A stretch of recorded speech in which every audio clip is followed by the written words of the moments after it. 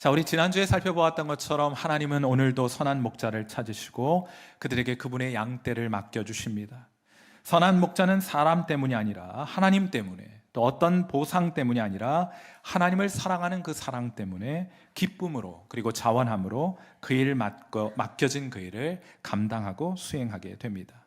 그들은 양떼들에게 주장하는 자세를 취하지 않고 차라리 그들의 모본이 되기를 선택합니다. 신앙은 말이 아니라 본을 통하여, 모본을 통하여 전수되는 것이기 때문입니다. 오늘은 드디어 이 베드로전서의 마지막 부분을 함께 읽을 차례가 되었습니다. 이런 권고가 등장하게 되는데 오늘 설교의 첫 번째 요점이기도 합니다.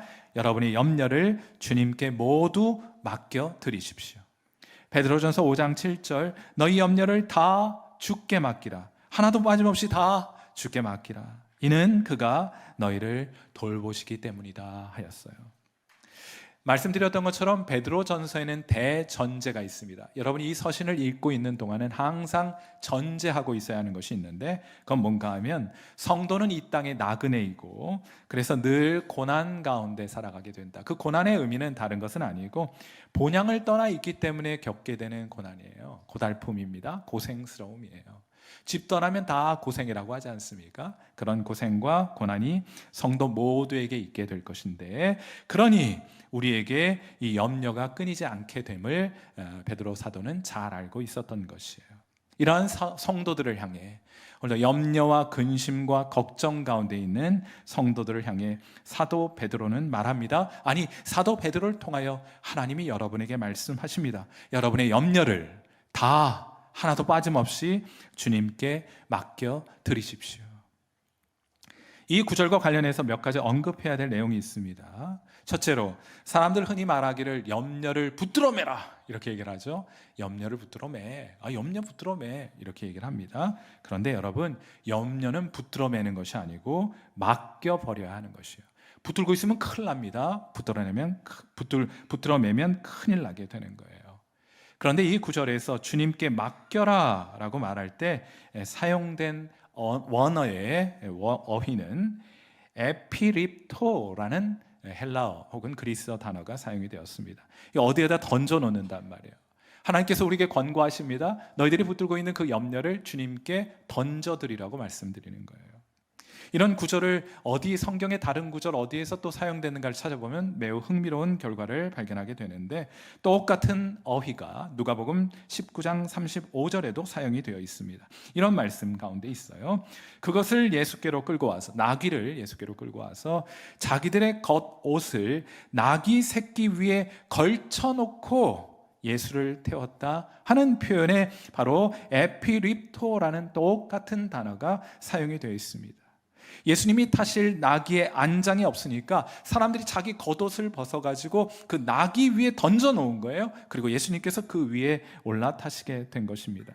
여러분, 여러분의 옷을 이렇게 걸쳐놓는다, 벗어서 어디에다 놓는다, 이해되시죠? 똑같은 방식으로 여러분의 염려를 벗어서 단단히 붙들고 있는, 혹은 여러분의 탁 붙어있는 그 염려를 벗어서 주님께 던져드리라 하고 권고하고 있는 거예요. 여러분, 이런 것들을 마음속에 상상하는 것은 굉장히 큰 유익을 가지게 됩니다. 여러분 잔뜩 염려 붙들고 있잖아요. 그거 다 벗어서 주님께 던져드리라고 하는 거예요. 두 번째로 제가 이 구절과 관련해서 여러분에게 언급드리고 싶은 것은, 여기 맡기라라는 표현, 벗어서 어디에다 던져놓는다 이런 뜻이라고 말씀을 드렸는데, 독특한 시제가 사용이 되었어요. 부정과거라는 시제가 사용이 되었습니다. 제가 여러 차례 어려운 문법에 대한 이 언급은 좀 피하고 여러분이 도움이 될 만한 언급들을 이 설교 시간에 조금씩 하고 있는데, 여기 부정과거 굉장히 복잡한 시제 용법을 가지고 있긴 합니다만 공통적인 특징이 있어요. 이건 뭔가 하면 어떤 것을 결단하거나 뭔가를 시작하거나 단회적인 동작을 나타낼 때 부정과거라는 시제를 사용하는 거예요. 헬라어에서는 이 부정과거라는 게 이 과거에 일어났다는 측면을 강조하기보다는 단회적으로 어떤 동작이 일어날 때 이런 시제를 사용하게 되는 것입니다. 자, 그러니까 여러분의 염려거리를 주님께 맡겨버리기로 결단하셔야 된다는 거예요. 일단 그렇게 한번 시도해 보라는 겁니다. 그렇게 주께 던져드렸으면 죽이 되든 밥이 되든 주님께서 알아 해 주실 줄로 믿고 여러분은 그 일에서 손 떼어야 한다는 의미가 되는 거예요. 주께 맡겨버린다는 말은 그겁니다. 손 떼셔야 돼요. 염려거리를 주님께 맡겨드렸으면 이제 주님께서 다 알아서 해주실 줄로 믿고 여러분 그 일에서 손 떼셔야 한다는 말이 되는 겁니다. 저희 어린 시절에 놀거리가 없으니까 동네 아이들하고 참 많이 놀았어요. 오징어 가이상, 다방구, 구슬치기, 딱지치기. 옛날 기억 새롭게 나시죠?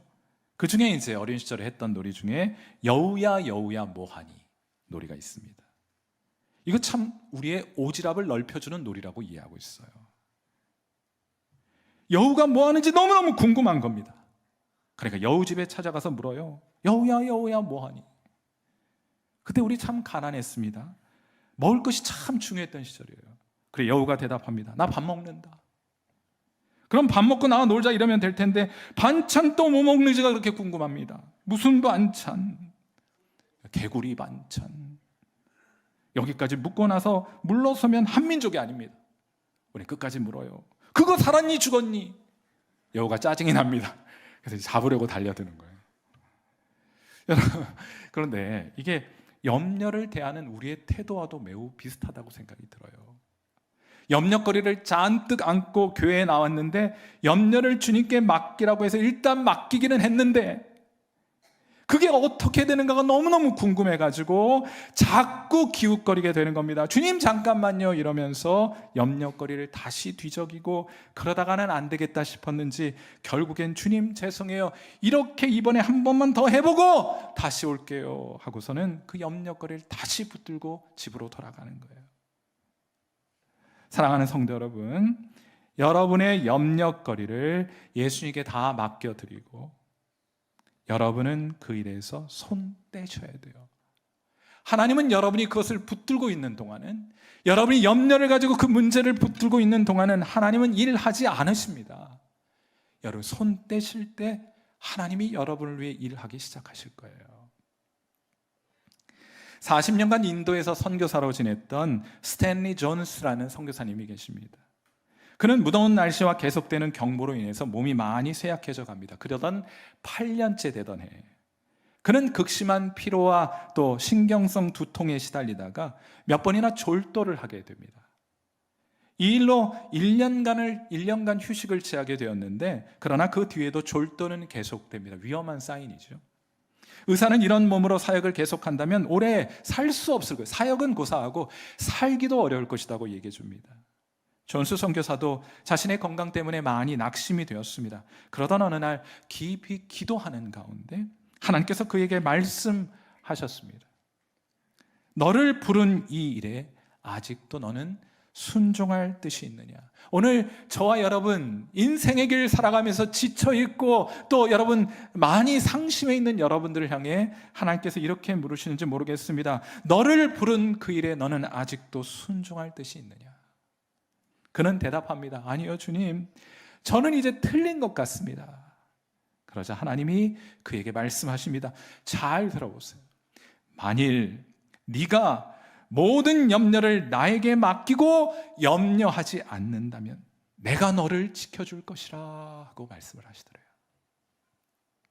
그 말 듣고 네 주님 확실히 약속하겠습니다 하고 고백을 했는데 그 순간 큰 기쁨과 감격이 이 존스 선교사님의 마음에 충만해졌고 그 이후로 그 감격과 감사와 기쁨과 평강을 누린 그 이후로 그 성령 충만함의 증거가 이 선교사님을 떠나지 않게 되었더랍니다. 그는 전 세계를 여행하면서 인도뿐만 아니고 전 세계를 여행하면서 수도 없이 설교를 하고 11권이나 되는 책을 쓰기도 했다고 해요. 그는 노년의 때 이 당시를 기억하면서 이렇게 고백합니다. 나는 다음 한 가지를 분명하게 알고 있다. 즉 31년 전 인도에서 쇠약해질 대로 쇠약해진 그 번민의 구렁텅이에 있을 때, 그 구렁텅이에 있을 때 만일 염려를 다 나에게 맡기고 네가 절대로 염려하지 않는다면 내가 너를 지켜줄 것이라. 이 목소리를 듣고 아멘으로 반응한 후 내 인생은 완전히 변화되었고 완전히 새로운 인생을 살게 되었다 하고 말해요. 여러분 이게 오늘 우리가 함께 읽은 베드로전서 5장 7절의 삶의 주석입니다. 사랑하는 성도 여러분, 염려는 주님께 다 맡겨드리고 그분께 던져드리고 여러분은 손을 떼셔야 돼요. 여러분이 할 수 있는 최선까지만 하고 그 결과는 주님께 맡겨드리셔야 합니다. 그렇지 않으면 우리가 염려해가지고 그 일 이룬 줄 착각하기 때문에 계속 염려하며 살아갈 거예요. 그러니까 여러분이 여러분의 염려하는 것에 손 뗄 때까지 하나님 일하지 않으세요. 그러니 오늘 이 자리 여러분의 염려를 주님께 맡겨드리기로 결단하고 그 일에서 손 떼십시오. 오늘 하나님께서 여러분을 위해 일하기 시작하게 될 것입니다. 부디 염려를 주님께 다 맡겨드리는 저와 여러분 되시기를 주님의 이름으로 축원해 드립니다. 두 번째로 오늘 설교 요점은 여러분 그렇게 해도 되는 이유가 있습니다. 주님께서 돌보아 주실 것이기 때문이에요. 베드로전서 5장 7절 다시 보시면 너희 염려를 다 주께 맡기라 이는 그가 너희를 돌보심이라. 우리가 염려를 주님께 맡겨도 되는 이유가 뭐라고요? 주님께서 그것을 다 돌보아 주실 것이기 때문이다. 여러분의 자녀 다 맡기세요. 물론 여러분이 할 수 있는 최선은 다 하셔야 합니다. 여러분의 건강, 이 땅에서 살고 죽는 거 여러분이 해야 될 최선은 다 하세요. 그리고 그 모든 처분은 하나님께 맡겨드리면 됩니다. 그런데 제가 또 이 구절과 관련해서 소개해드리고 싶은 것은 이 염려라는 단어가 참 재미있어요. 원래 의미는 이 합성어입니다. 이게 메리, 문화라는 이 합성어인데 메리라는 것은 메리조라는 나눈다는 뜻을 의미하는 접두어하고 누스라는 마음, 정신, 생각 이런 것을 뜻하는 단어가 합성되어서 염려라는 단어를 만들게 되었습니다. 자, 그러니까 염려한다는 것은 어떤 것이냐? 그것은 마음이 나뉘어진 상태를 의미하는 것이 염려하는 거예요. 그게 성경적 정의입니다. 마음이 나눠진 것이 염려하는 거예요. 자, 그러면 제가 외람되지만은 질문 하나 던지고 싶습니다. 자, 염려의 반대말은 무엇이겠습니까? 염려의 반대말은 당연히 나뉘어지지 않은 마음, 전심의 마음, 집중된 마음이 염려의 정확히 반대말이 되는 거예요. 여러분, 여기에 성공적인 신앙생활의 핵심 원리가 담겨 있습니다. 신앙생활은 어떻게 하는 것이냐? 전심으로 하는 거예요. 전심으로. 왜 우리의 삶 속에 하나님의 능력과 기적과 이적이 경험되지 않느냐? 우리의 마음이 나뉘어져 있기 때문이에요. 전심으로 할 때 하나님의 능력과 기적을 경험하게 될 줄 믿습니다. 야고보서 1장 6절부터 8절 말씀 같이 한번 읽습니다. 시작. 오직 믿음으로 구하고 조금도 의심하지 말라.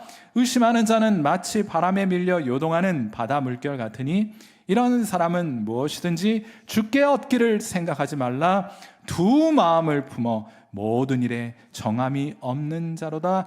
염려하고 있기 때문에 하나님께서 여러분의 삶 속에 역사하실 수 없다는 뜻이에요.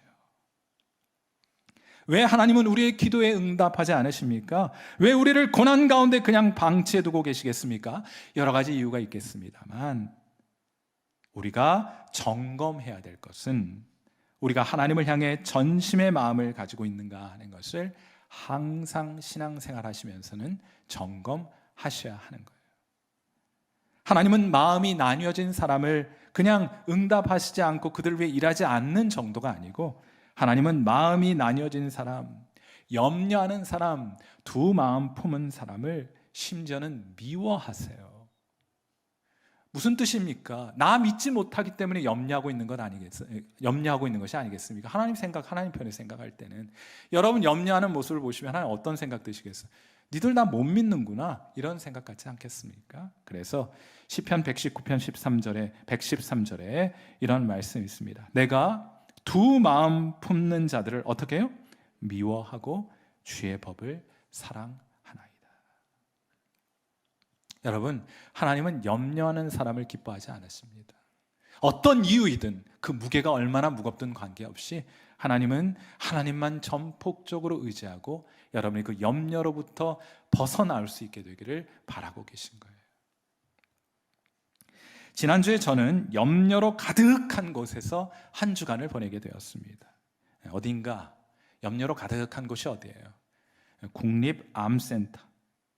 그곳에 가면 사람들의 표정엔 공통점이 있습니다. 미소가 없어요. 환자에게도 미소를 찾아볼 수 없고 환자를 보살피는 보호자들도 미소가 없습니다. 불신자도 마찬가지고 신자도 마찬가지예요. 웃음기를 찾아볼 수 없는 곳입니다. 근심과 걱정과 염려로 어둡습니다. 염려의 무게가 있다면 그 무게로 따지자면 이곳이 대한민국에서 가장 무거운 곳이 되지 않을까 싶은 생각 가지게 되었어요. 며칠을 이곳에 머물면서 제가 오늘 설교를 해야 되잖아요. 그래서 그 병원에 있으면서 오늘 본문을 묵상했습니다. 제 스스로에게 묻게 되었어요. 어떻게 하면 염려하지 않을 수 있을 것인가? 염려의 심장부에서 염려에서부터 벗어날 궁리를 해본 것입니다. 한 가지 매우 분명한 것을 하나를 확인하게 되었어요. 그게 뭔가 하면은 통계 수치는 우리에게서 염려를 제거해 줄 수 없다 하는 것만큼은 매우 분명하더라고요. 예를 들어서 여러분이 어떤 병에 걸려서 살 확률이 20%밖에 되지 않는다. 자, 그렇다면 걱정합니다. 여러분 옆에 있는 사람들이 그래도 20%는 살 가망이 있잖아요. 여러분 이런 말 위로되지 않습니다. 소용없는 말이에요. 우리는 자신에 대해 왜 그리 긍정적이지 않습니다. 꼭 그 20%에 해당하는 일이 내게 일어나는 것이 아니고 나는 80%에 좋지 않은 일이 일어날 것이라고 생각하는 것이 우리의 마음의 경향성이에요. 그래서 죽을 확률 80%에 해당될 것 같아서 불안해하고 염려하고 걱정하고 두려워하는 겁니다. 마음이 나뉘어지게 된 거예요. 자, 그럼 살 수 있는 확률이 90%나 된다고 하면은 염려가 사라집니까? 그렇지 않습니다. 이번엔 우리가 그 10% 안에 들어가면 어떻게 하나 하고 걱정합니다. 그 작은 10% 때문에 불안해하고 걱정하고 염려하게 되는 거예요. 우리는 그러므로 불확실한 것의 기초에서는 염려로부터 벗어날 수가 없다 하고 말할 수 있겠습니다. 다른 사람한테는 얘기하기 좋아요. 90%지 않냐. 확률 얘기하는 것은 내게 아니고 다른 사람한테 들려줄 때는 할 수 있는 말이에요. 그러나 당사자인 나에게는 그 확률과 통계, 그 불확실한 것은 전혀 나를 염려로부터 자유케 할 수가 없더라고요. 그러므로 과정이야 어떻든 궁극적으로 여러분이 그 염려로부터 벗어나기 위해서는 확실한 것 그리고 변함이 없는 것을 찾아서 그것을 단단히 붙드는 방법 외에는 여러분이 염려로부터 벗어날 수 있는 방법이 없습니다. 그것이 무엇입니까? 바로 하나님이세요. 여러분이 염려로부터 자유로울 수 있는 유일한 방법은 하나님을 붙드는 것입니다. 그걸 믿음이라고 한다면 여러분을 염려로부터 자유케 해주는 것은 하나님을 향한 여러분의 믿음뿐인 줄 믿습니다. 주님께서 저를 고쳐주실 줄 믿습니다. 내 아들 합격시켜 주실 줄 믿습니다. 뒤쪽을 길게 하면 더 합격할 가능성이 높아진다고 하더라고요. 여러분 그러면 염려가 사라집니까? 여기서 말하는 그 전심이 여러분이 바라는 것을 이루어질 줄로 그냥 억지로 막 여러분이 강요하고 세뇌해서 얻을 수 있는 하늘의 선물입니까? 그런 태도는 다시금 여러분의 신앙을 통계와 확률의 문제로 전락시키는 것에 지나지 않습니다. 왜냐하면 현실을 직시하면 이 세상 사람들과 예수 믿는 사람들 똑같은 비율로 아프고 실패하고 관계 깨어짐을 경험하고 있기 때문에요. 그럼 우리가 믿는 믿음은 무엇인가? 이 질문에 대한 명쾌한 해답이 히브리서 11장 6절에 있습니다. 이 고백 여러분 한번 함께 해보도록 해요. 히브리서 11장 6절 말씀 우리 같이 읽습니다. 시작. 믿음이 없이는 하나님을 기쁘시게 하지 못하나니 하나님께 나아가는 자는 반드시 그가 계신 것과 또한 그가 자기를 찾는 자들에게 상 주시는 이심을 믿어야 할지니라. 아멘. 우리의 믿음, 우리를 염려로부터 자유케 해주는 믿음은 바로 히브리서 11장 6절의 고백이며 이 고백을 믿는 믿음인 거예요. 나는 하나님이 살아계심을 믿는다. 여러분 그렇게 믿어요? 하나님 살아계시다고 믿으십니까? 하나님은 최악의 상황 가운데에서도 하나님 우리를 향한 선한 계획을 이루어 가시는 분인 줄 믿으십니까? 그렇게 믿는 거예요. 이것이 그 누구도 내게서 빼앗아갈 수 없는 하나님을 향한 나의 믿음이다 하는 이 신앙 고백이 있게 될 때, 염려의 콘크리트에는 균열이 가기 시작하고, 이내 그 염려는 여리고 성처럼 무너져 내리게 될 거예요. 어떤 믿음이라고요? 나 고쳐질 수, 이 병으로부터 고침 받게 될 줄 믿습니다, 합격할 줄 믿습니다, 이게 아니고 하나님의 살아계심을 믿습니다. 그분이 나를 향해 언제나 선한 분이심을 믿습니다. 비록 지금 상황이 최악의 상황인 것처럼 여겨지고 느껴지고, 그래서 불안하고 염려할 거리들이 가득하지만, 그럼에도 불구하고 하나님은 내게 반드시 선한 일들을 이루어 주시는 분이신 줄 믿습니다 하는 그 믿음이 여러분을 염려로부터 자유케 해주는 거예요. 제가 이거를 깊이 묵상하면서 그날 깊이 새겨가고 마음속에 다시 한번 새기게 되었어요. 그래서 수술실 들어가시는 아버지 손 꼭 잡고, 어쩌면 마지막일지도 모르잖아요. 손 꼭 잡고 이렇게 기도했어요. 아버지, 말씀드렸어요. 아버지, 살고 죽는 것은 하나님이 정하시는 겁니다. 하지만 걱정하지 말아요. 예수 믿는 우리에게는 최악의 상황이 천국입니다. 다만 아버지는 아버지의 일을 하세요. 끝까지 그분의 선하심을 믿는 겁니다. 손가락 말씀 기억하시죠? 제가 우리 어르신에게 손가락으로 암송하는 거 가르쳐 드렸거든요. 여호와는 나의 목자시니 내게 부족함이 없으리로다. 아버지 손 꼭 잡고 계세요. 아버지, 그런데 오늘만큼은 두 번째 손가락 꼭 쥐고 수술장 들어갔어요. 하나님, 우리의 목자인 거 맞으십니다. 그러나 오늘만큼은 아버지의 목자 되어주세요 하고 간절히 바라는 마음으로 두 번째 손가락 꼭 붙들고, 아버지, 수술장으로 가시면 돼요 하고 함께 기도했어요. 사진도 하나 찍어놨는데, 수술실 들어갔을 때 안 보여드릴 거예요. 개인 신상 정보가 포함되어 있기 때문에. 아버지 밝게 웃으시면서 제게 손 흔들고 들어가셨어요. 염려라는 영적 거머리가 있습니다. 잘 떨어지지 않아요. 이 영적 거머리라는 이 거머리는 병을 고치고 말고의 문제가 아니라, 실패와 성공의 문제가 아니라, 하나님에 대한 절대적인 신앙 고백과 함께 여러분의 영혼으로부터 떨어져 나가게 될 것입니다. 사랑하는 성도 여러분, 하나님의 살아계심을 믿으십시오. 어떠한 경우에도, 심지어 죽음 앞에서도 그분의 선하심을 믿으십시오. 그것이 여러분을 염려로부터 자유케 할 것이고, 실제로 여러분의 믿음의 그 고백대로 하나님이 여러분을 보살피시고 여러분의 가장 아름다운 일들을 이루어가기 시작할 줄 믿습니다. 그런 귀한 일들이 저와 여러분의 삶 속에 오늘 시작되는 귀한 은혜가 있게 되기를 주님의 이름으로 축원해 드립니다.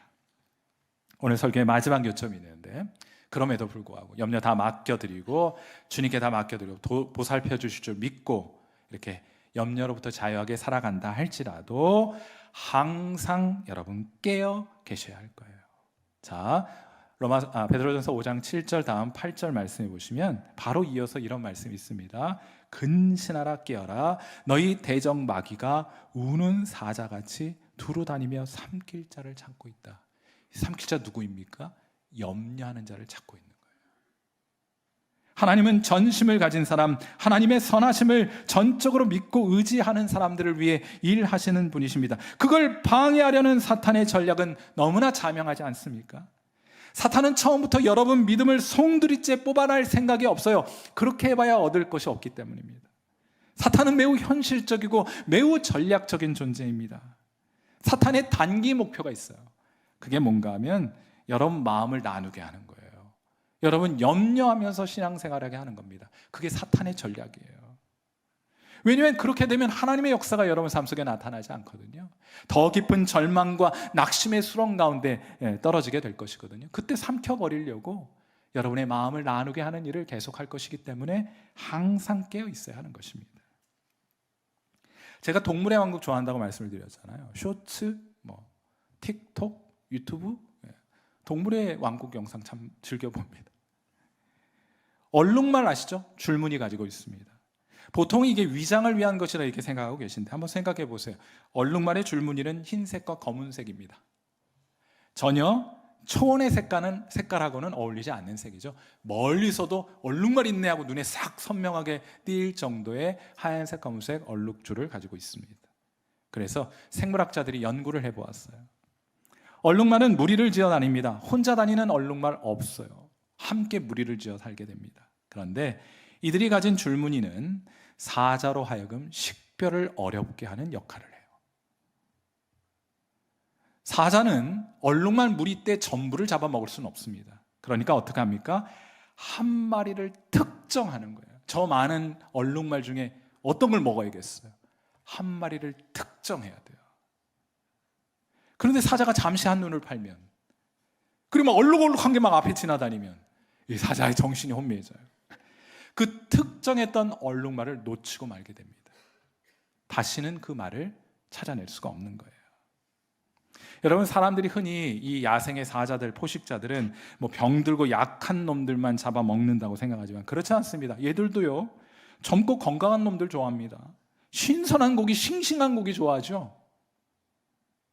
그런데 얼룩말의 줄무늬가 사자로 하여금 건강한 얼룩말을 한 마리 특정하는데 어려움을 가져다 주는 거예요. 그러므로 사자에게 희생되지 않기 위해서는 얼룩말 줄무늬를 달고 반드시 그 무리 가운데 머물러 있어야 합니다. 건강한 얼룩말, 달리기 잘하고 싸나운 얼룩말, 그 엉덩이에 빨간색 동그라미 하나 그려놓으면 다음 순간 사자의 밥이 되고 말아요. 건강하다고 사는 게 아닙니다. 사납다고 살아남는 것이 아니에요. 무리 속에 함께 있게 될 때, 특정되지 않을 때 그 얼룩말은 살아남을 수 있게 되는 거예요. 이런 관점에서 베드로전서 5장 9절 말씀은 매우 흥미로운 구절입니다. 자, 이 말씀 보세요. 너희는 믿음을 굳게 하여 그를 대적하라. 우는 사자와 같이 삼킬 자를 찾고 있는 그 사자를 대적하라. 이는 세상에 있는 너희 형제들도 동일한 고난을 당하는 줄을 알미라. 여기 당한다는 말은 에피텔레오라는 매우 전문적인 용어가 사용되었는데 우리말로 번역하기는 이게 당한다 이렇게 되어 있는데 실제로는 세금을 낸다 이런 뜻이에요. 세금 낸다는 뜻이에요. 성도에게 내야 될 세금이 있다는 거예요. 우리 유명세라는 말 종종 하죠. 유명세, 저 사람 유명세가 있다 이런 말을 하는데 그 말 잘못된 것이죠. 유명세가 있다가 아니고 유명세를 치룬다는 표현이 정확한 표현입니다. 왜냐하면은 우리가 이 세자, 유명세라고 말할 때 그 세자의 마지막 세는 권세와 능력, 특권을 의미하는 세가 아니고 저 언제 쓰는 세자입니까? 세금 낸다 할 때 쓰는 세자예요. 유명해진 사람이 겪게 될 불편함이나 곤욕을 뜻하는 한자입니다. 유명세를 내지 않고 유명해질 수 있는 방법은 없는 거예요. 여러분이 유명해지면 유명해진 것에 대한 세금을 내게 되는데 그게 불편함, 사람들의 시선, 뭐 악플 이런 것들은 세금으로 유명한 사람들이 내게 되는 세금인 거예요. 그건 성도인 저와 여러분도 마찬가지입니다. 성도가 내야 될 세금이 있어요. 성도세라는 것이 있습니다. 그 세금이 무엇입니까? 고난이에요. 고난. 누구나 마찬가지입니다. 우리 형제와 자매들 다 나름대로 어려워요. 옆에 있는 형제와 자매들 한번 진지하게 진솔하게 대화를 한번 나눠보세요. 저 사람은 아무 문제가 없을 것 같죠? 그렇지 않아요. 대화 나눠보세요. 다 어렵습니다. 나름대로의 고난과 역경과 눈물을 가지고 예수님 믿고 하나님 섬기고 열심히 살아가고 있는 거예요. 그들이 성도로서 내야 될 세금 내면서 그렇게 오늘을 살아가고 있는 겁니다. 그것이 우리의 영적인 줄무늬예요. 사탄은 우리 모두를 삼킬 수는 없습니다. 누군가를 특정해야 합니다. 누구를 특정하게 됩니까? 염려하는 사람을 특정하게 되는 거예요. 그러니 염려 가득한 얼굴을 가지시면 여러분 특정됩니다. 염려, 우거지 좋아합니다, 사탄이. 우거지상 쓰고 다니면은 특정되는 거예요. 그래, 얼굴 활짝 펴세요. 줄무늬가 잘 보일 수 있도록. 나는 이러한 고난 가운데에도 하나님의 살아계심을 믿고 그분이 반드시 내 인생 가운데 선을 이루실 분임을 확신함으로 여러분의 얼굴이 활짝 펴질 수 있게 되기를 바랍니다. 시편 기자는 그것을 일컬어 나의 얼굴을 도우시는 하나님이라 불렀어요. 깨어 있어야 합니다. 염려에 사로잡혀 사탄에게 특정되지 않도록 깨어 계셔야 할 거예요. 다시 한번 염려는 주님께 던져드리고 하나님의 선하심을 믿는 믿음을 굳건하게 하시는 여러분 되시기를 주님의 이름으로 축원해 드립니다. 그렇게 하여 마귀를 대적해야 하는 것이에요. 사랑하는 성도 여러분, 마귀가 여러분을 넘볼 수 없도록 염려하지 않는 여러분 되시기를 축원해 드립니다. 정말 멋진 우리 형제 자매들 곁에 머물러 사탄을 이기시는 여러분 되시기를 바랍니다. 주님께 모든 염려 맡겨드리면 주님이 여러분을 돌보아 주실 거예요. 바로 오늘 하나님께서 그 일을 여러분을 위해 시작해 주실 것입니다. 부디 이 자리 하나님께 모든 염려 맡기시고 집으로 돌아갈 때는 주님의 손만 꼭 붙들고 댁으로 돌아가시는 여러분 되시기를 주님의 이름으로 축원해 드립니다. 함께 기도하겠습니다.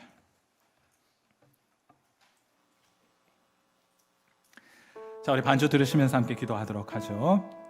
우리가 가진 모든 염려, 근심, 걱정, 두려움, 불안함, 두려움, 지금 이 자리에서 주님의 발 앞에 모두 내려놓습니다. 결단하세요. 그렇게 시도하세요.